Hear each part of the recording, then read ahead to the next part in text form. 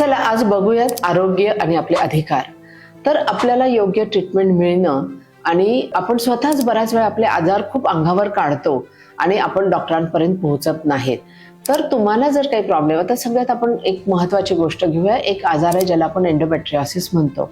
Endometriosis आजारामध्ये स्त्रियांना ओटीपोटात दुखणं, पाळीच्या वेळेस दुखणं हे एक लक्षण असतं.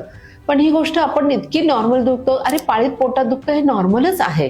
पण जर ज्यावेळेस ते तुमचं दुखणं असह्य होतं, तुम्हाला पेनकिलर घ्यायची गरज पडते, याचा अर्थ हे दुखणं काहीतरी महत्त्वाचं आहे, त्याच्यासाठी तुम्ही डॉक्टरांपर्यंत पोहोचायला पाहिजे.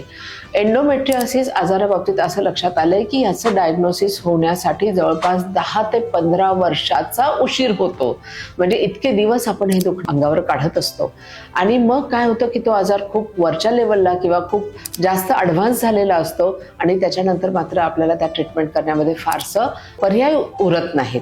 तसंच आपण आता आपल्या आरोग्यात सगळ्यात महत्त्वाचं लक्षात ठेवूयात, आपली बदललेली जीवनशैली हे खूप महत्त्वाचा घटक आहे. उशिरा उठणं, उशिरा झोपणं, रात्री 12-2 वाजेपर्यंत जागरण करणं, अवेळी आहार घेणं आहे, चुकीचा आहार घेणं आहे आणि ह्या सगळ्या समस्यांमुळे आता स्त्रियांच्या ज्या वेगवेगळ्या समस्या नवीन निर्माण झालेल्या आहेत त्या समस्यांकडे आपण बघूया. त्याच्यातल्या महत्त्वाच्या समस्या आहेत लठ्ठपणा, जो आपल्या प्राईम मिनिस्टरनी पण उल्लेख केलेला आहे. ओबेसिटीचं प्रमाण आपलं प्रचंड वेगाने वाढत आहे. आम्ही एकदा आदिवासी भागामध्ये जेव्हा कॅम्प करत होतो तेव्हा ॲव्हरेज वजन जे आहे ते स्त्रियांचं 35 ते 37 होतं आणि आपलं ॲव्हरेज वजन हे 50च्या पुढे असतं. ऑलरेडी आपण 10 kg सगळेजण प्लस आहोत आणि बऱ्याच स्त्रियांचं वजन तर 60-70 पर्यंत पोहोचलं असतं.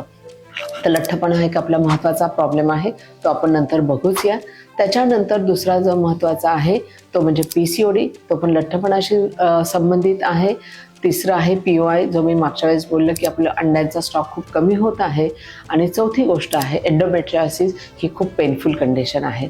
आता ह्या फायब्रॉइड सारख्या गाठी आणि ऑटो इम्युन डिसीजेस, जे पण इन्फ्लमेशन आपल्या जीवनशैलीशी निगडीत समस्या आहेत, तर ह्या सगळ्या समस्यांचा विचार आपण या वर्षभराच्या आपल्या या सिरीजमध्ये करूयात. पण या दिवशी तुम्ही जे ठरवाल ते मात्र वर्षभर तुम्ही कॅरी करा. आपल्या आरोग्याची काळजी घ्या.